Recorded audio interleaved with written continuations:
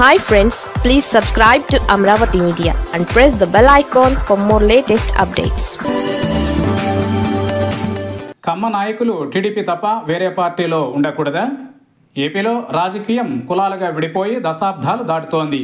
ఇటీవల అసెంబ్లీలో ఉప ముఖ్యమంత్రి హోదాలో పవన్ కళ్యాణ్ ఇదే విషయం చెబుతూ ఆవేదన వ్యక్తం చేశారు. అయినా సరే రాజకీయాలలో కులమే బలం, అదే అసలైన ఆలంబన.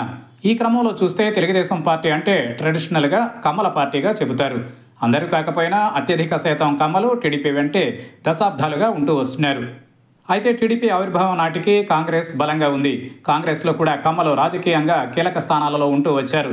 అలా చాలామంది మంత్రులుగా, ఎంపీలుగా, కేంద్ర మంత్రులుగా కీలక పదవులను అందుకున్నారు.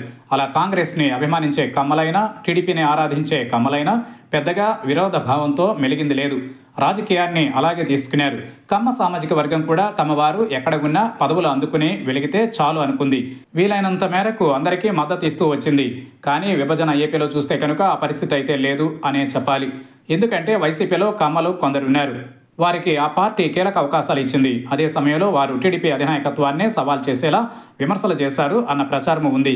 దాంతో ఏపీలో కమ్మలంతా ఎన్నడూ లేని విధంగా టీడీపీ చుట్టూ పోలరైజ్ అయ్యేలా ఈ పరిణామం దోహదపడిందని చెబుతారు.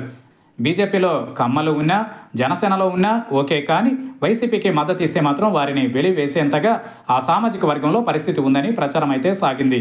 ఇప్పుడు దానికి మరింత ఊతమిచ్చేలా పరిణామాలు చోటు చేసుకుంటున్నాయి. దానికి కారణం రాజకీయం కాస్త సామాజిక వర్గ పోరుగా ఒక దశలో మారి పీక్స్కి చేరుకోవడమే అని అంటున్నారు.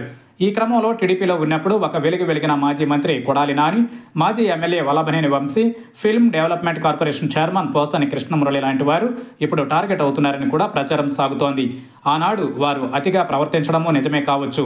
దాంతోనే వారి మీద కేసులు పడి మరీ ఈ రోజున అరెస్టుల దాకా కథ సాగుతోంది. అయితే వారికి రాజకీయంగా వైసీపీ మద్దతు ఎంత ఉన్నది అన్నది కనుక చూస్తే ఆలోచించాల్సిందే అని అంటున్నారు. ఇప్పటికే వంశీని అరెస్ట్ చేశారు. ఇప్పుడు పోసాని కృష్ణమురళి వంతు అయింది. ఇక కొడాలి నాని ఉన్నారా అన్న చర్చ సాగుతోంది. చిత్రంగా వీరికి వైసీపీ నుంచి మద్దతు పెద్ద ఎత్తున దక్కుతుంటే టీడీపీని అమితంగా ఆరాధించే కమ్మ సామాజిక వర్గం మాత్రం వారిని పూర్తిగా దూరం పెడుతోందని అంటున్నారు. అయితే ఈ తరహా రాజకీయాలు మంచివి కావు, సామాజిక చీలికలు మంచివి కావు అని అంటున్నారు. అంతేకాదు ఏపీ లాంటి చోట కులాల కన్నా అభివృద్ధినే అంత ప్రాధాన్యతగా తీసుకుని ముందుకు సాగాలని అంటున్నారు. ఎవరు ఏ సామాజిక వర్గానికి చెందినా వారికి తాము అభిమానించే పార్టీలో చేరే స్వేచ్ఛ ఉంది. అయితే వారు రాజకీయ పరిభాషను జాగ్రత్తగా వాడాల్సి ఉంటుంది. లేకపోతే అది కాస్త విపరిణామాలకు దారి తీస్తుందని, చివరికి ఇలాగే పరిస్థితులు ఉంటాయని అంటున్నారు. మొత్తం మీద ఏపీలో నిట్ట నిలువునా చీలిన ఈ రాజకీయ సామాజిక పరిణామాలు రానున్న కాలంలో అయినా మారాలని అంతా ఆశించడమే మేలు.